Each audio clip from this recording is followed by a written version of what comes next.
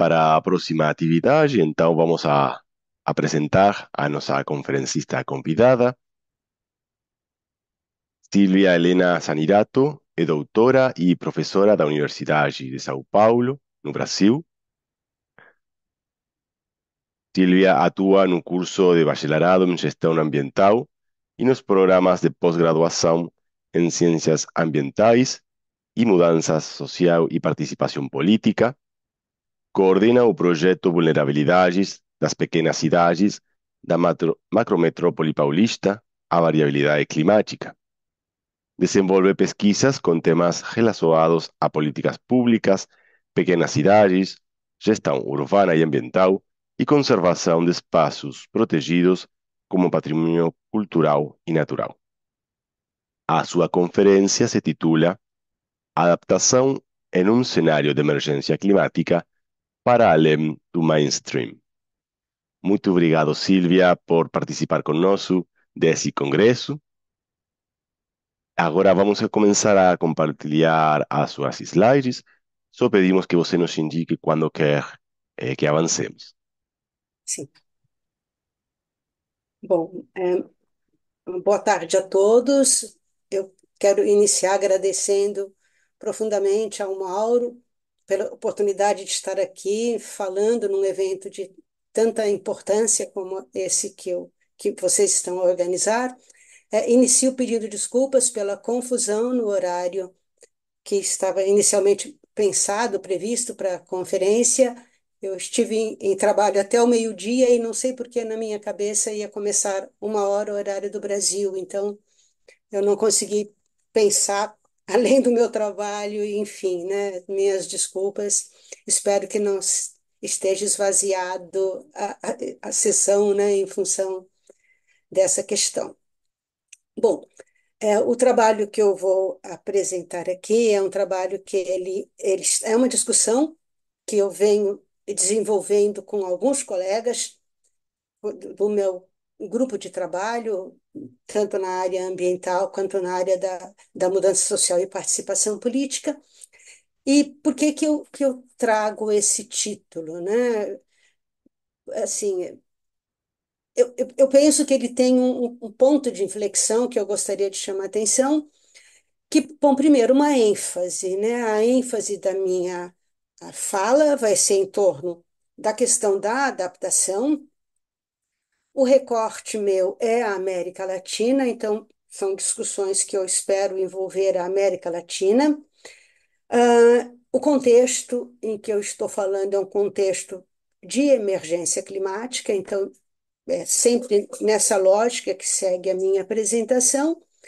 E ele tem um recorte, eu digamos, de uma ética, né, de uma urgência ética que perpassa a questão das mudanças climáticas e que particularmente diz respeito a nós da América Latina, que é a questão da colonialidade climática, não? Então, é com esse conjunto de argumentos que eu construo e construía essa minha apresentação.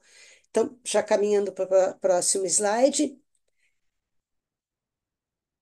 ele vai seguir mais ou menos essa estrutura, então, é uma estrutura que eu quero passar por todos esses pontos, com ênfase na questão, como eu disse, da adaptação e das relações, das implicações do que é a adaptação para a América Latina, na viabilidade da, ah, de uma adaptação efetiva.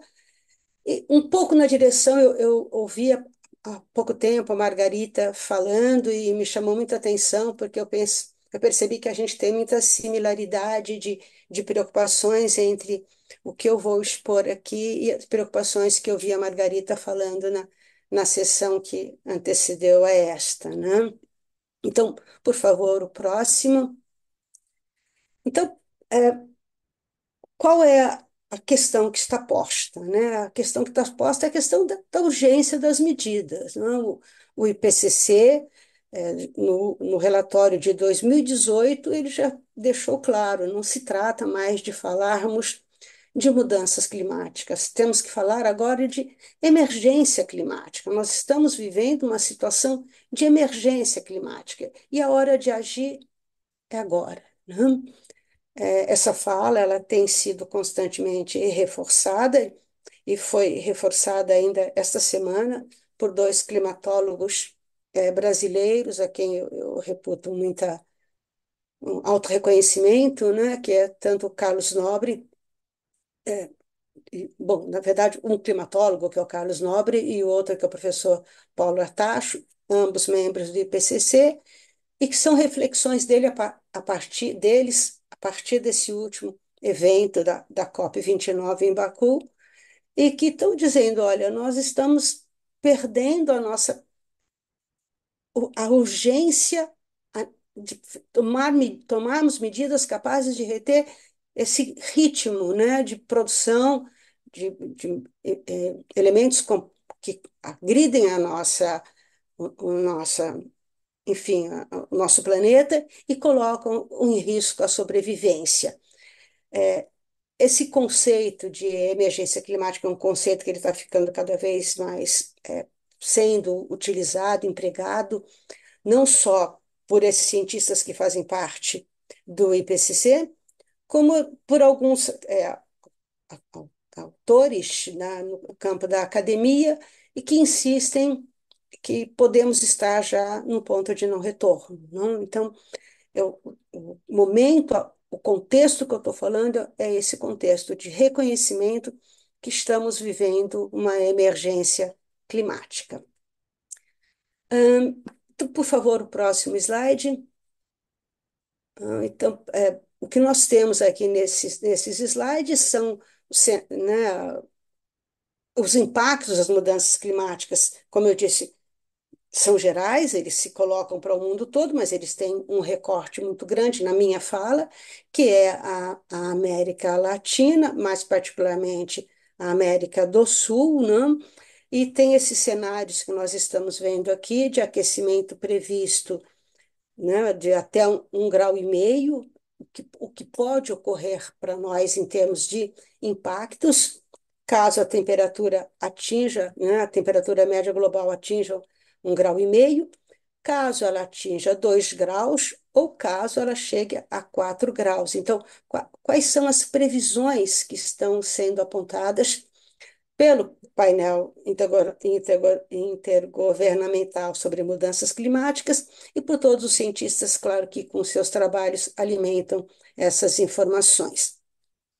Então, a gente não pode esquecer, e isso vai estar ligado já já ao que eu falo sobre essa questão do colonialismo climático, que a velocidade do aquecimento nas últimas 5 décadas, ele tem sido, né, uma crescente, uma constante, e cada vez, né, uma intensidade maior, e que ele tem sido impulsionado principalmente pelo aumento da concentração de CO2 na atmosfera, e que, né, os últimos anos, significativamente os anos em que foram que foi dito, né, pelo IPCC, que nós estávamos num cenário de emergência climática, a concentração, né, de partículas de carbono na atmosfera ela aumentou de uma forma estrondosa. Então, isso leva a gente por favor, ao próximo slide, a percepção de que quais são, né, os cenários climáticos que se colocam para nós diante dessa continuidade de emissão de gases, tal e qual nós estamos nos referindo aqui, que o IPCC tem se referido em seus relatórios. Então, nós temos aqui, né, os aumentos de temperatura projetados, um cenário né, digamos, um cenário mais pessimista, cenário intermediário, e um cenário mais otimista, que seria de redução das emissões, de mudança do nosso estilo de vida, uma mudança da nossa matriz energética, um outro rumo que não seja esse rumo da sociedade de consumo. O que nós temos visto é que isso está cada vez mais distante, né? Então, são cenários projetados extremamente preocupantes e que nos leva a cogitar a possibilidade de que essas duas linhas que estão mais acima sejam, na verdade, as linhas para onde os humanos têm conduzido o planeta. No próximo slide. Então, quando a gente está falando de patrimônio, o que eu chamaria atenção nesse primeiro momento? Não? E eu estou me referindo aqui a uma pesquisadora, Cíntia Moela Beda, a quem eu conheci recentemente, os trabalhos, tive a oportunidade de conhecer recentemente, e que ela começa a dizer, olha, nós temos um legado, né? Nós temos vários legados na humanidade, e um destes legados é o CO2. O CO2 é um legado que ele não foi, ele não foi produzido por toda a humanidade, ele tem diferentes responsabilidades na produção, mas os impactos eles se distribuem para a humanidade e são sentidos de forma diferente. Então, por isso ela já começa a associar, e eu faço essa associação aqui, né, entre a emergência climática, a enorme concentração de gases do efeito estufa na atmosfera, que não é, em absoluto, em sua maioria, responsabilidade da América Latina ou dos países do sul global, né? Ainda que seja um peso distribuído para todo o planeta. Isso leva a pensar nessa imagem que está aí do lado, que fasta, né, que de alguma forma, basicamente 2014 para cá, o tema da adaptação se torne cada vez mais recorrente, não só na produção acadêmica, mas também nas discussões no âmbito de IPCC. Por quê? Porque, se a gente for ver, desde o momento da Conferência das Nações Unidas sobre a mudança do clima, de 92, ou nos anos que se passaram, a ênfase tinha sido muito grande na mitigação. Precisamos mitigar, é necessário medidas para redução dos gases que estamos lançando na atmosfera. Bom, a mitigação implica em mudança, né? Mudança no estilo de vida. Uma outra alternativa, que não é aquela que a gente consegue, na verdade, pôr em prática diante dos interesses que movem, os interesses econômicos que movem o mundo. Então, a gente vai ver como que a adaptação começa cada vez mais a ganhar hum, relevância dentro das discussões no âmbito de PCC e no âmbito dos tomadores de decisão e, portanto, no âmbito aqui que nos interessa, que é o âmbito do patrimônio. Então, começamos a discutir cada vez mais no âmbito do campo patrimonial como fazer para que o nosso patrimônio seja adaptado, como que ele pode ser um patrimônio adaptado. Eu não uso a palavra resiliente, bom, eu não acredito muito nesse conceito, né? Mas como pode ser que o nosso patrimônio ele seja passível de ser adaptado a esses eventos cada vez mais intensos e cada vez mais difícil da gente conseguir contê-los, haja vista, né, o tipo de vida o estilo de vida que nós temos adotado. Nós, eu digo, né, uma grande parte do mundo ocidental. Bom, aí eu chamo atenção para o conceito de adaptação. Qual é o conceito de adaptação? Que eu vou retomar ele ao longo da exposição. Não só o conceito que o PCC formula em 2001, como o conceito que depois ele vai reforçar a partir de 2014, né? É um conceito que está dizendo, olha, mudanças em práticas, mudanças em estruturas. Então, de fato, isso faz a gente pensar, né, num campo do ideal, qual seria esse campo do ideal, esse campo do recomendável, para que a gente não entre numa situação colapsante, que a gente faça esses ajustes. Bom, vamos ver ao longo da exposição minha os limites para esse ajuste. Então, por favor, o próximo slide. Então, como já dito, né, eu reforço uma vez mais, as mudanças, a responsabilidade pela emissão de gases que comprometem a vida no planeta não é igual, né? Existem contribuições diferenciadas Isso a gente já sabe. Também o que a gente sabe é que, né, por todos os trabalhos já feitos, por todas as discussões feitas até agora, é que essas mudanças não vão afetar, as mudanças climáticas não vão afetar todos da mesma forma, né? Os países serão afetados de forma diferenciada, as pessoas sofrerão de forma diferenciada as inconsequências da ação humana. E sabemos também que, ainda que tenha, né, cada vez mais essa ênfase na adaptação, a adaptação ela varia de lugar para lugar. A adaptação ela depende de recursos, depende de custos, depende de financiamento, depende de recursos tecnológicos, não? Então, será que as condições necessárias para a adaptação elas são viáveis na urgência que nós temos de tomar decisões? Então, por favor, o próximo slide. E aí isso faz a gente pensar, né, toda essa discussão que antecedeu o nosso patrimônio, né? E aqui eu estou me referindo, ainda que eu trabalhe com patrimônio cultural e natural, e cada vez mais eu tenha trabalhado com patrimônio natural, nessa exposição eu estou falando basicamente do patrimônio cultural, material, disposto nas cidades da América Latina, né?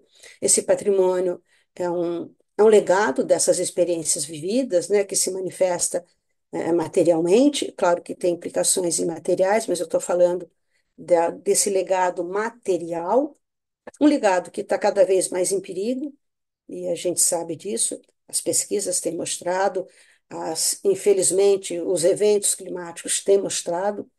O Brasil recentemente passou por alguns graves desastres que comprometeram e tornam muito difícil a recuperação de bens que passaram por é, episódios de tragédias, né, em algumas cidades. Isso não só no Brasil, mas em vários lugares da América Latina.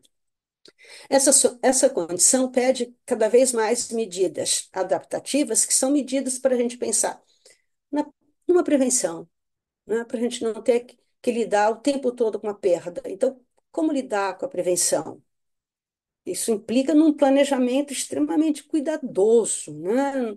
E numa atuação, acima de tudo, interdisciplinar. Não dá para a gente pensar no campo do patrimônio, na possibilidade de pensar um planejamento capaz de poder salvar o nosso patrimônio, poder salvar esse nosso legado de sua perda, se não for numa lógica interdisciplinar, num avanço interdisciplinar. E quando eu digo, não é só reunir várias pessoas que pensem interdisciplinarmente, é que nós também saiamos da nossa situação de um certo conforto disciplinar e que a gente ouse pensar categorias que são fora do nosso campo de conhecimento e que a gente se abra cada vez mais para pensar esses desafios, como, né, pessoas preocupadas com o patrimônio que somos nós aqui reunidos nessa salvaguarda. Isso me faz caminhar para o próximo slide, por favor. Então, como que a gente pode pensar a adaptação, né? Como que eu tenho pensado a adaptação nas pesquisas que eu tenho desenvolvido? Eu vi com muita satisfação que amanhã aqui nessa mesa, Mauro, estará a Alessandra Bonassa, né? E assim, eu tive contato com os trabalhos da Alessandra Bonassa e da Cristina Sabioni há muito tempo, trabalhos que elas desenvolvem na Universidade de Bolonha, na Universidade de Padova, e que tem já um histórico grande de discussões acumuladas sobre riscos ao patrimônio cultural europeu e riscos ao patrimônio cultural italiano em particular.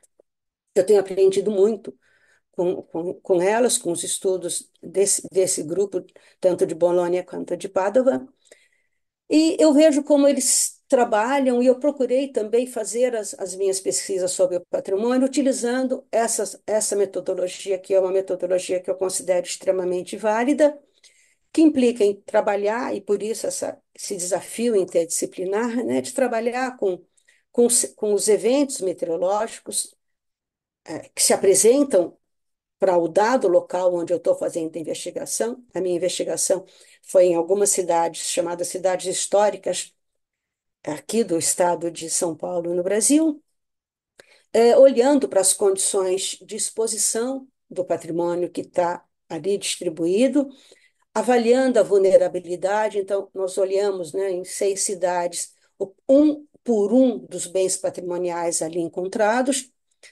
consideramos os cenários, né, presente e futuro para a região e estabelecemos, pode ir para frente, daqui a pouquinho eu vou precisar de voltar um pouquinho, mas pode ir para frente, estabelecemos uma lógica de quais seriam os riscos, né, que esses patrimônios estariam afetos.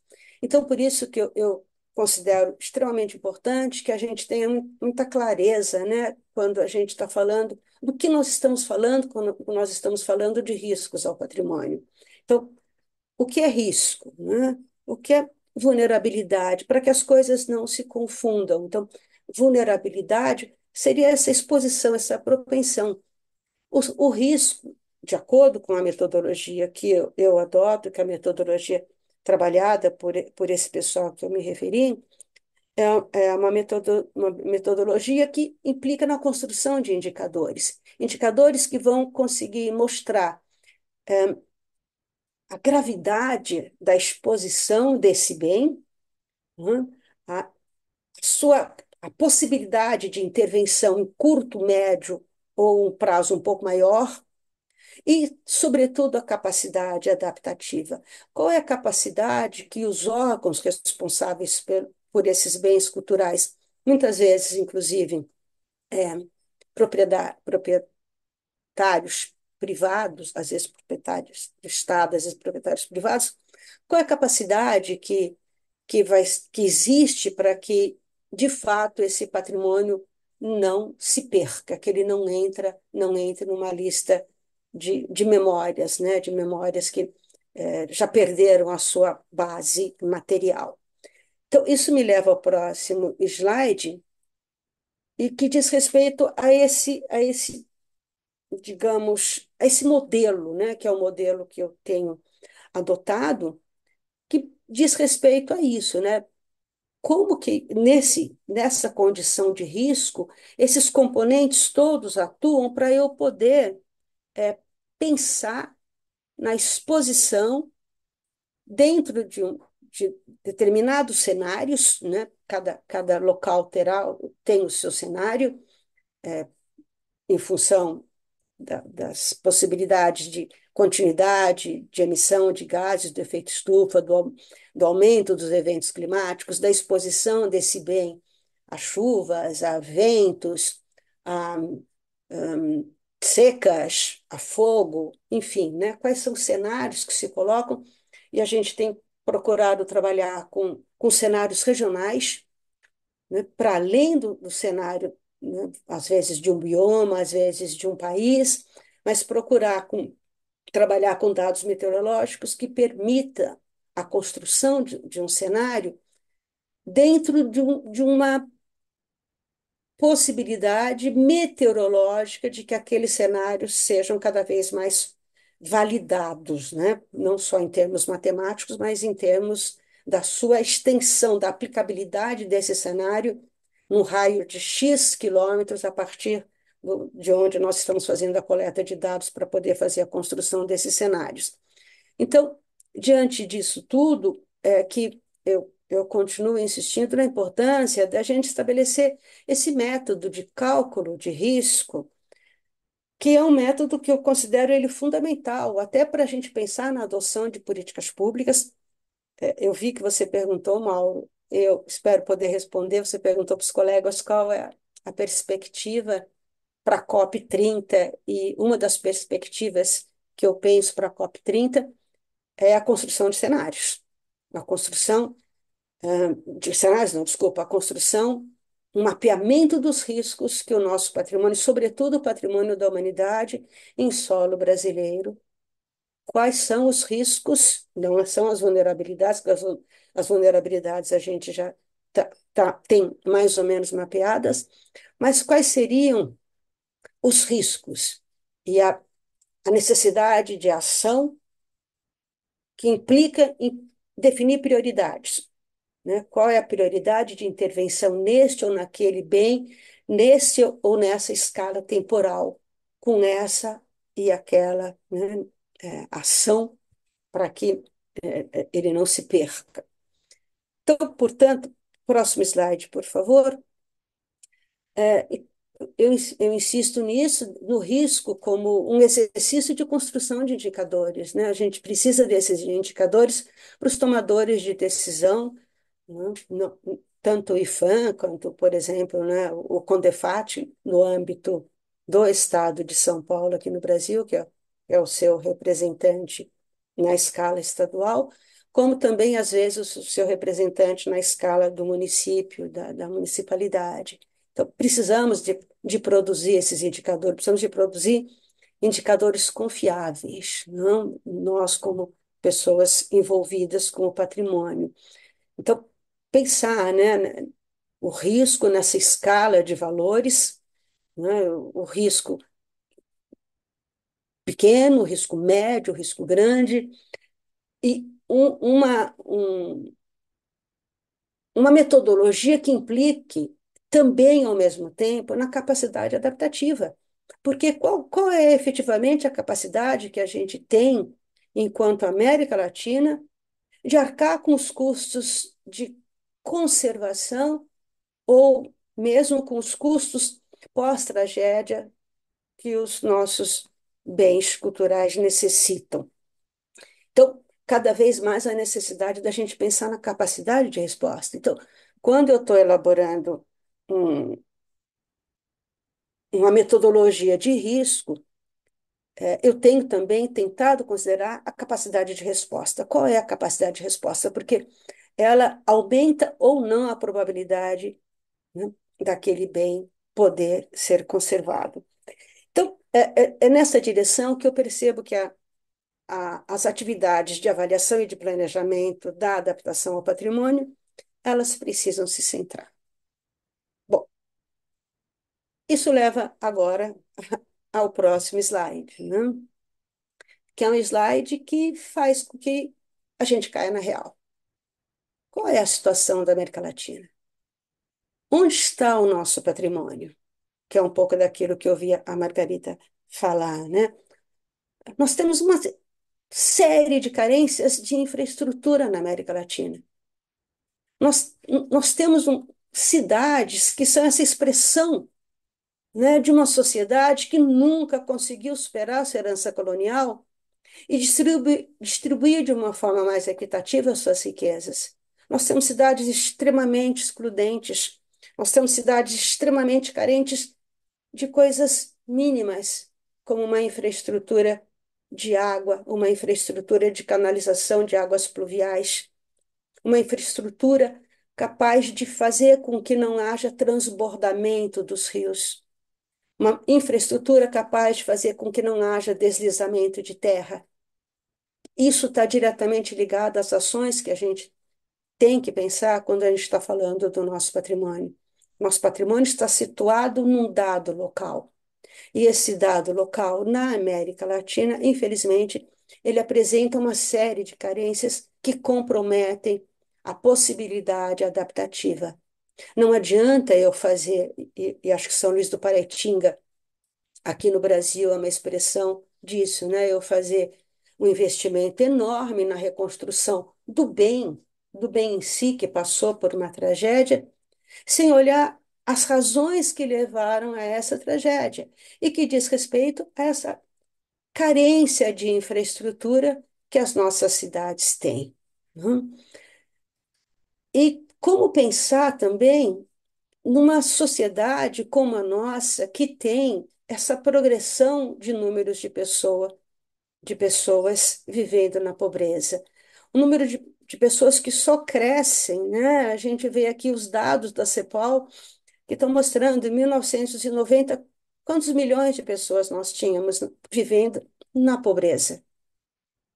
E para onde esse número está hoje, em que pese uma série de ações que foram feitas em alguns países para a diminuição da pobreza. Então, isso faz eu pensar, bom, a nossa capacidade adaptativa está começando a ficar comprometida. Nós temos problemas de resolução da pobreza, de enfrentamento da pobreza, e nós temos problemas de infraestrutura mínima nas cidades onde o nosso patrimônio está situado. Portanto, por isso que eu chamo caindo na real, né? Próximo slide, por favor. Então, o que a gente tem visto na América Latina? Né? O que a gente tem visto aqui? Esse mapa aqui do lado, ele está mostrando as projeções de desastres para a América Latina e Caribe até 2100. E aqui do lado esquerdo do slide, a gente tem os desastres que já ocorreram, que são desastres associados à mudança climática. Nós chegamos a ter, nos últimos 43 anos na América Latina, 2.225 desastres em 43 anos, o que dá uma média de 52 desastres por ano. Não? Então, a maior parte desses desastres dizem respeito a inundações, né, a ações provocadas por ventos, tempestades, deslizamento de terra. Essa é a nossa realidade. Então, quando a gente está pensando em adaptação, a gente não pode deixar de esquecer qual é a nossa situação. Próximo slide, por favor.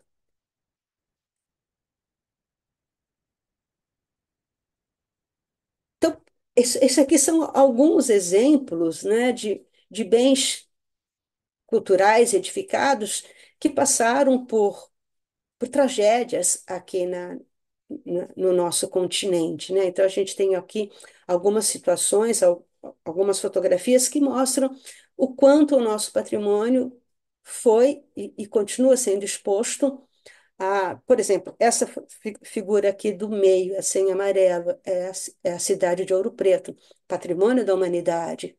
O que ocorreu, essa tragédia, foi um deslizamento de terra que já era um desastre anunciado há bastante tempo. Eu mesma tinha ido a fazer um mapeamento em Ouro Preto, e nesse mapeamento a gente dizia: essa montanha vai deslizar, ela vai cair, ela vai afetar os bens. Infelizmente, há 2 anos atrás aconteceu isso e realmente foi uma perda enorme. Portanto, por favor, o próximo slide. Isso me faz pensar que, retomando, né, o nosso bem patrimonializado ele está num dado local. A vulnerabilidade na América Latina é muito alta aos eventos decorrentes das mudanças climáticas.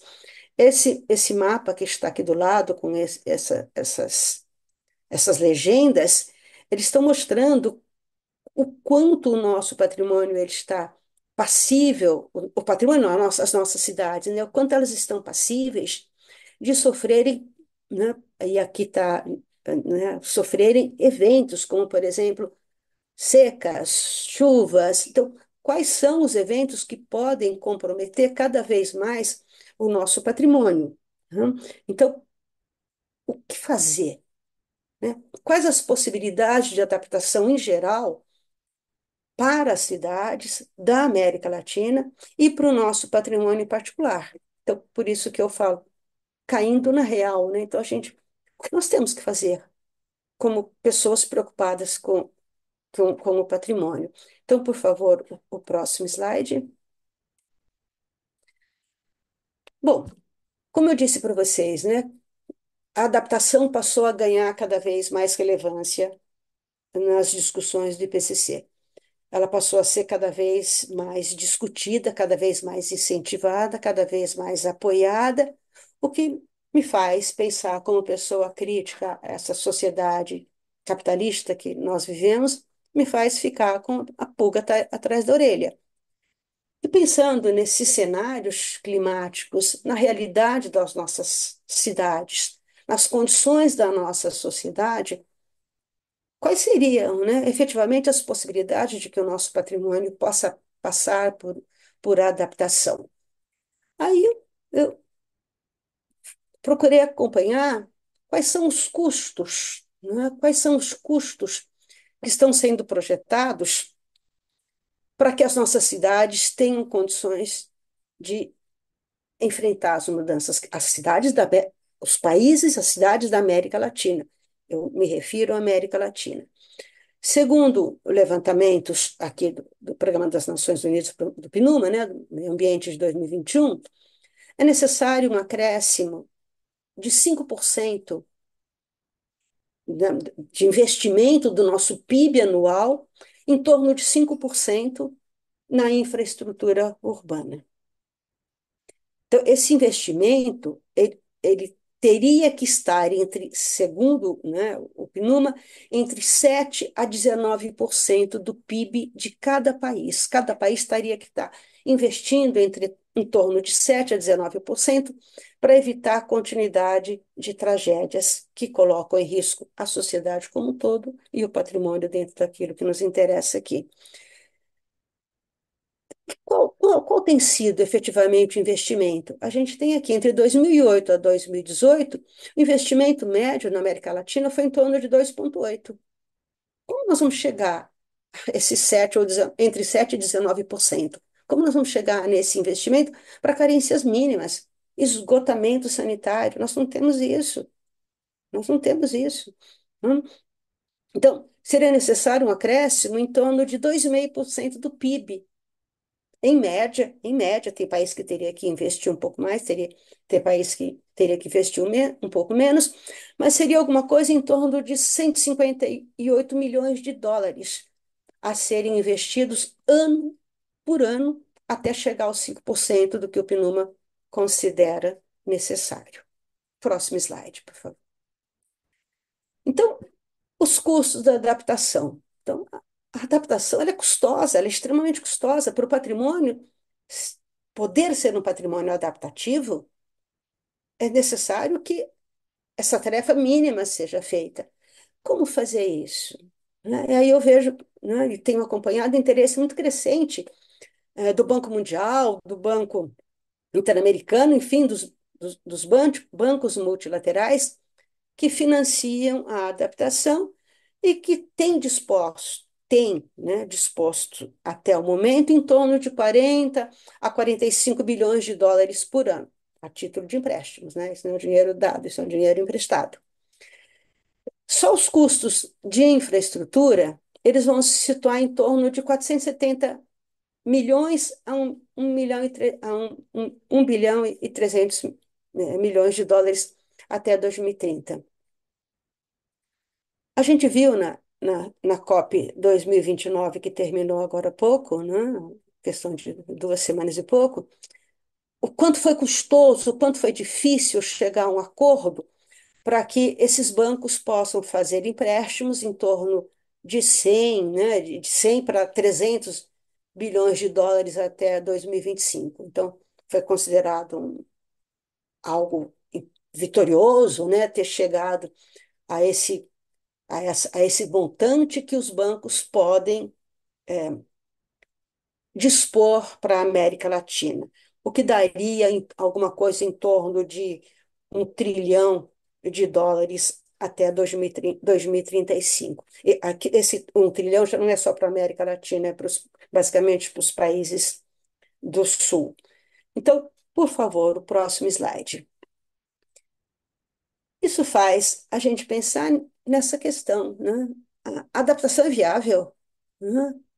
Adaptação, segundo a definição, por isso que eu falei da definição em alguns slides atrás, adaptação significa mudanças em processos, né? Mudanças em práticas, para moderar danos potenciais.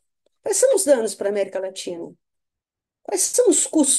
Quais são as possibilidades efetivas de que a América Latina possa arcar, né, com ações mínimas para proteger a sua sociedade, para proteger, né, sobretudo a sua sociedade e o seu patrimônio, os seus bens culturais nela inserida.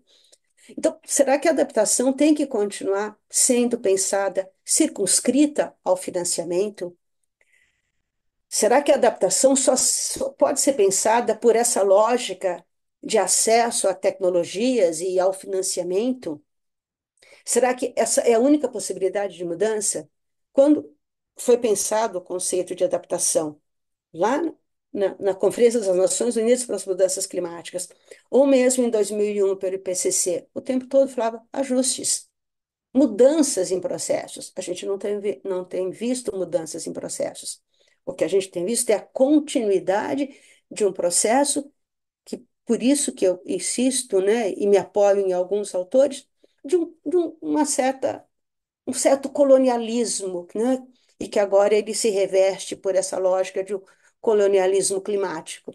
Os países, os bancos multilaterais e mesmo as decisões tomadas no âmbito do IPCC veem a única possibilidade de que a América Latina tenha acesso, né, a uma adaptação diante dos eventos climáticos cada vez mais, né, presentes, cada vez mais evidentes, é através do financiamento, né?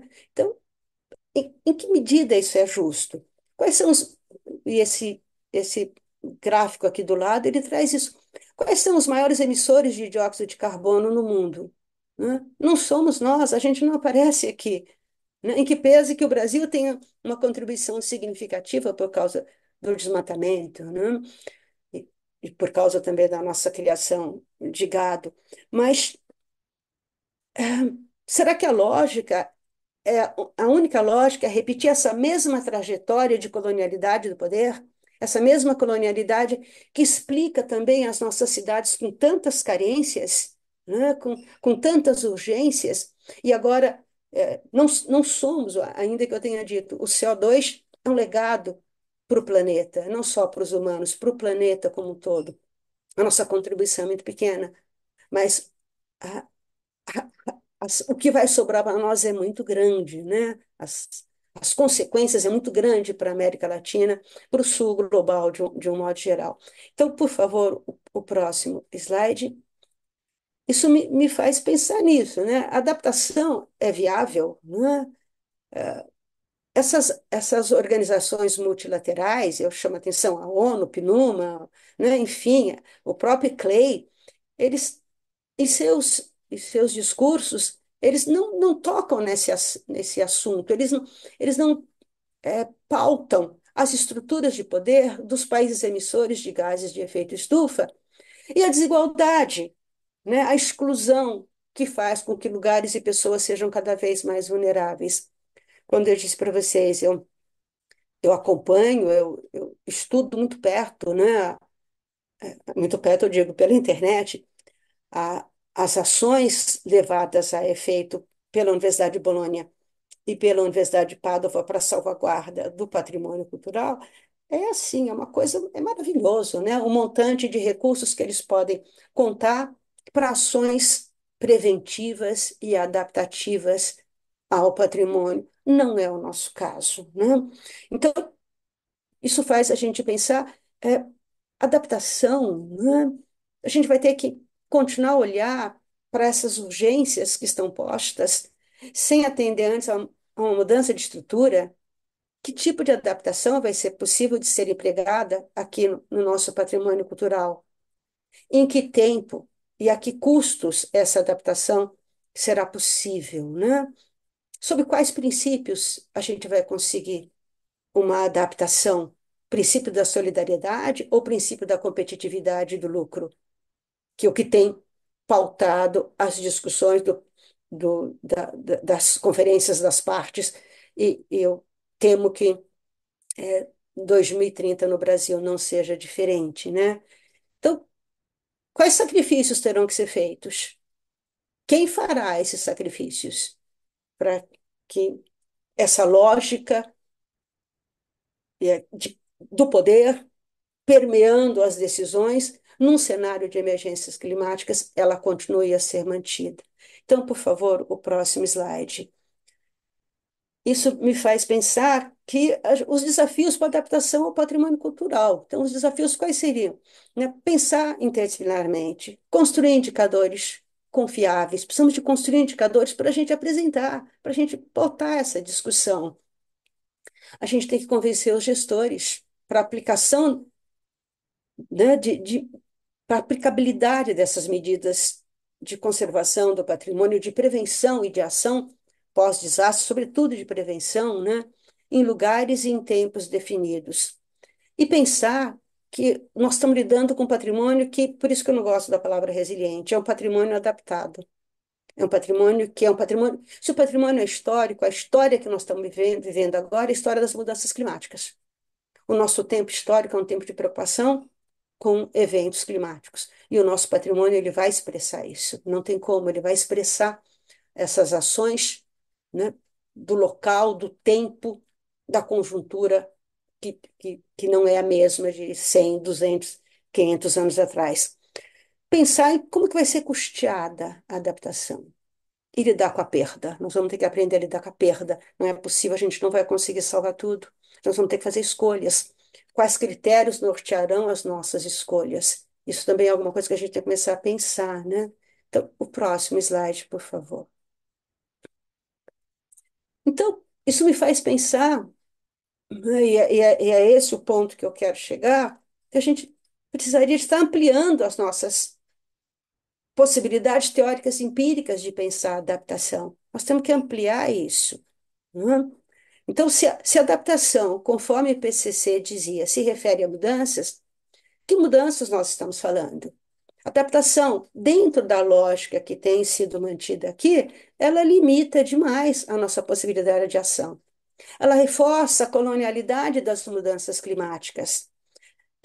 Eu acho que é urgente que a gente reflita sobre esse entendimento limitante, né, ilimitado de enfrentar as mudanças climáticas e abrir caminho para a justiça climática. Não tem como a gente falar em justiça climática sem enfrentar essa questão da adaptação, dentro da lógica que os países detentores das decisões, né, têm tomado. Então, a gente tem que abrir a discussão para reparações climáticas. Então, quando você pergunta, Mauro, o que você gostaria de apresentar na COP 2030? Ah, sem dúvida, sem dúvida. Pautar a discussão nas reparações climáticas. Pautar isso. Nós não contribuímos na mesma lógica e o que nós vamos sofrer está muito além do que a gente pode contribuir para esse cenário que nós estamos vivendo. Então, por favor, o próximo slide.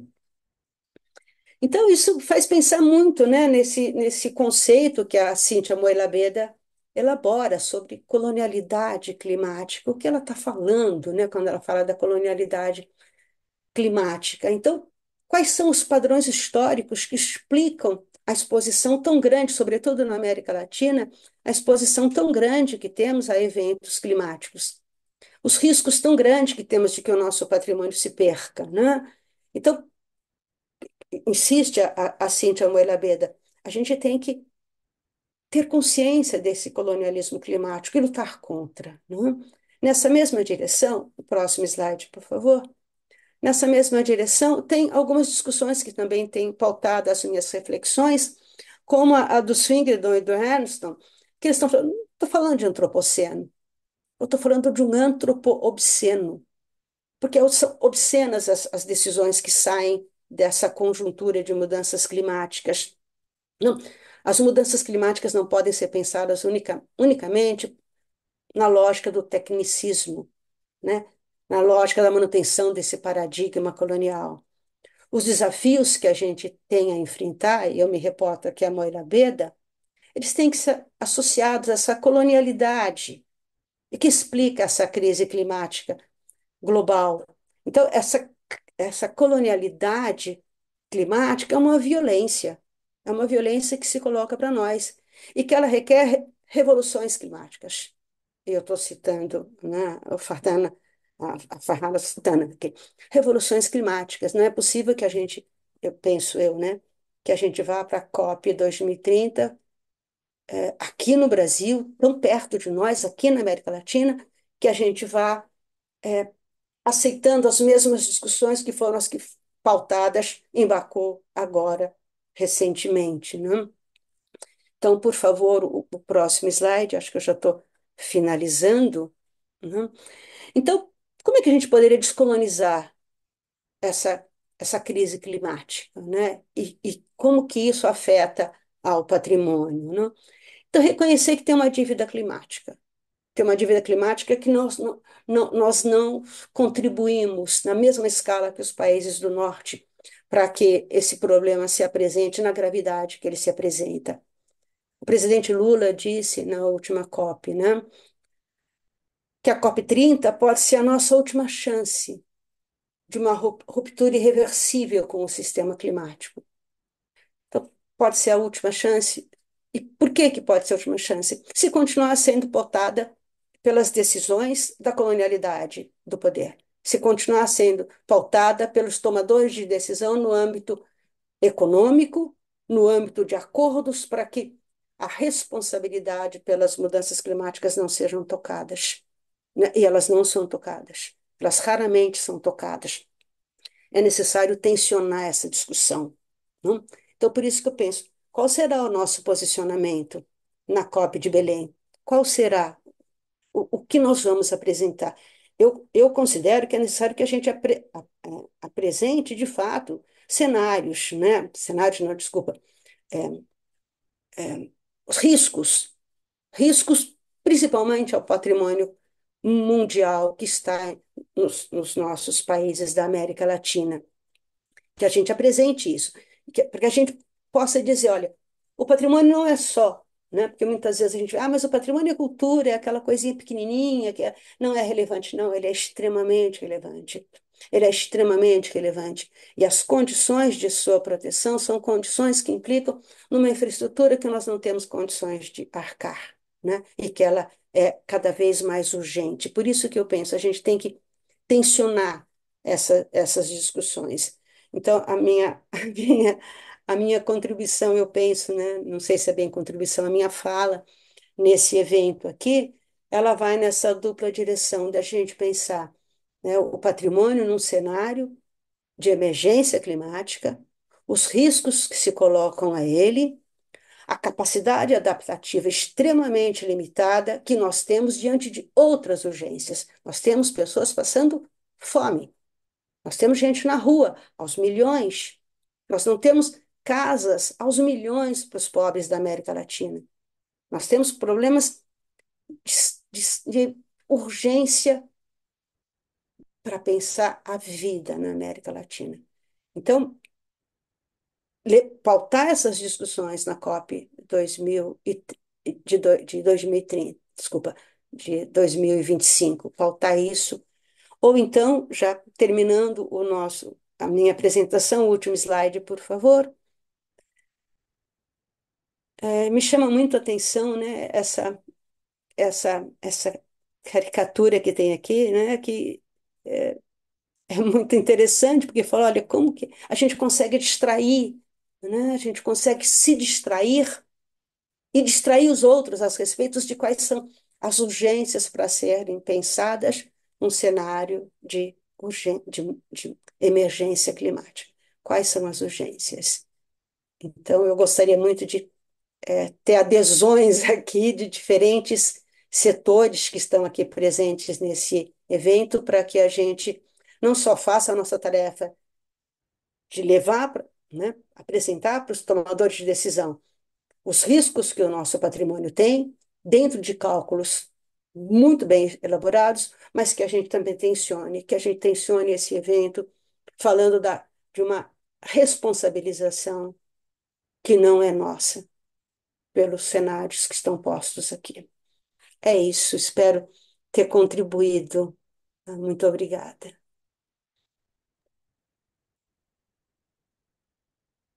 Muito obrigado, Silvia, pela sua conferência. Sem dúvida, um estudo muito detalhado da realidade no mundo e, particularmente, também na nossa América Latina. Então, agora temos um espaço para perguntas. Aqui estiveram chegando muitas mensagens durante a sua conferência. Vamos a ler alguns deles. E se os participantes também tiverem outras perguntas, podem enviar aqui no chat do Zoom. Marcelo fala, bravo, de acuerdo con Silvia, el greenwashing ya existe, Y pregunta, ¿falta Green Cultures, Just Trade? No sé, Marcelo, si querés profundizar las consultas. Eu não entendi. Você pode repetir, por favor? Ah, sí, sí, sí, puedo justamente. eh, Muchas gracias por la conferencia. Y como decía que el greenwashing como estrategia global ya existe. ¿Qué otra alternativa puede venir? El just trade, que también el comercio justo a nivel global. Bom, na verdade, nós não temos muitas alternativas, né? Eu acho que nós temos algumas alternativas. Eu tenho acompanhado um pouco da discussão, claro que são discussões extremamente difíceis, né, o Marcelo? São discussões extremamente difíceis, mas que faz com que a gente pense, olha, há uma dívida ecológica, eu estou falando um pouco na lógica do professor Martinez Alier, né? Existe uma dívida ecológica em relação a nós, que somos produtores de de, de commodities, de necessidades que o mundo tem em termos de alimentação. E também há agora uma discussão em termos dessa dívida, né? Dessa dívida em relação às emissões de gases do efeito estufa. Né? Não, nós não contribuímos na mesma escala para a Sí. emissão. Tá? Ujú. Bom, mas quais são as possibilidades que se colocam nesses fóruns multilaterais de discussão? As possibilidades é financiamento. A adaptação ela é possível, né? Eles estão o tempo todo dizendo a adaptação é possível, a adaptação é necessária, a adaptação é urgente, mas ela vai ser financiada. Ela vai ser... E mesmo assim, mesmo sendo financiada, Marcelo, tem uma outra questão, né? Os bancos credores, eles não estão dispostos a financiar todo e qualquer país. Eles ainda se dão ao direito de escolher quais países eles vão financiar. Porque eles dizem, eu não vou financiar um país que corre no risco depois de dar calote. Então, eu vou financiar dentro dessas lógicas que a gente vê dos números, os números astronômicos que se colocam, e dentro de determinadas exigências de comportamento nossos, né? Fica quietinho, moleque, se coloque no seu lugar, lembre-se do consenso de Washington, diminua o Estado, né? No, las exportaciones a Europa ya es una frontera verde, ¿no? Sim, sim, diminua as políticas sociais na América Latina para você poder arcar com os custos, né, da dívida que você está contraindo. Então, essa lógica não é possível que ela continue, não é possível que nós, como pensadores humanistas, que a gente concorde com isso, não é possível. Uhum. Obrigado. Teniendo en cuenta, Silvia, que muchas de las instituciones que están participando, los otros participantes de ese congreso, hacemos parte de universidades ou de distintas redes de profissionais relacionados com o patrimônio, os museus e a cultura em geral. Quais considera você que poderiam ser ações ao curto prazo a serem implementadas nesses âmbitos para poder desenvolver ações frente às mudanças climáticas? Olha, o que eu percebo, que eu poder responder para você, Mauro, é que a gente tem, de um modo geral, e por isso me impressiona muito o trabalho do pessoal da Itália, claro que é outra realidade, né? São outras condições, mas eles estão já há um certo tempo estabelecendo um certo consenso sobre o que eu falo quando eu falo que o que é vulnerabilidade, o que eu falo quando eu falo de alguma coisa chamada risco. Eles construíram em 2012, se eu não me engano, um documento aprovado por toda a União Europeia sobre o que é necessário para a salvaguarda do patrimônio cultural europeu, né? Sí. Por tipologia. Então, o patrimônio de cobre ele vai sofrer tal ação. O patrimônio de pedra calcária vai sofrer tal ação. E olharam para os cenários climáticos em curto, médio e longo prazo, e chegaram a alguns consensos. Eu acho que a gente está muito longe disso ainda, sabe? A gente está muito longe de ter um acordo sobre o que nós, dentro do campo do patrimônio, entendemos como vulnerabilidade, o que nós entendemos como risco, até onde os nossos estudos estão indo para pensar a capacidade adaptativa. Porque é muito fácil eu usar palavras imperativas. É preciso. Tá. Como? A quais custos? Em qual tempo? Nós temos que fazer essas perguntas. Eu diria, Mauro, né, diante do grupo que está aqui, que a gente teria que encontrar momentos de estabelecermos definições, né, de termos claro. Existem muitas possibilidades de explicação do que é vulnerabilidade, do que é risco. Quais acordos nós vamos chegar? Que nós vamos tomar por vulnerabilidade? Que nós vamos tomar por exposição? Que nós vamos tomar por risco? Qual modelo nós vamos estabelecer para poder chegar para os tomadores de decisão e dizer, olha, o nosso patrimônio está nessa situação. Enquanto a gente começar a falar assim, sabe, generalisticamente, nada vai ser levado em consideração. Então, eu penso que a gente tem que construir consensos, minimamente consensos teórico-metodológicos.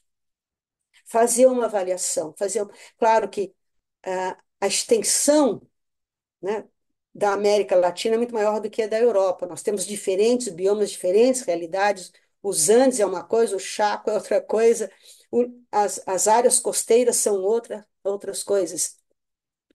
Mas se a gente não começar esses nossos esforços, nós não vai continuar cada um indo em uma direção. Não? Seria muito importante se nós tivéssemos já um avanço nessa direção para 2020 e 25, daqui um pouco mais, menos de um ano, né?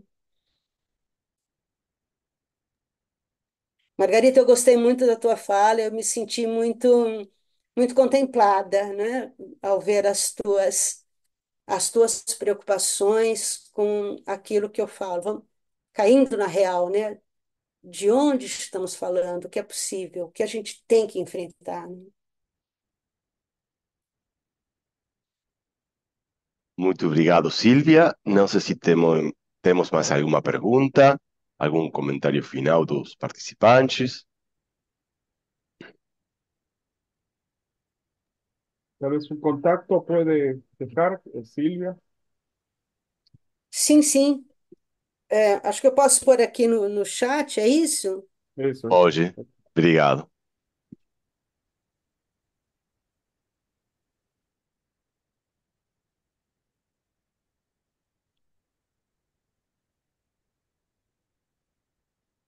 Agradecemos a todas as pessoas que participaram das atividades desse segundo dia do Congresso Internacional de Cultura em Ação Climática. Amanhã continuaremos com as atividades previstas para o terceiro dia. Convidamos também vocês a que possam participar. Agradecemos especialmente a doutora Silvia Helena Sanirato pela sua conferência sobre adaptação em um cenário de emergência climática e esperamos nos reencontrar em breve para continuar trabalhando com esses grandes desafios que temos para a frente. Muito obrigado. Muito obrigada.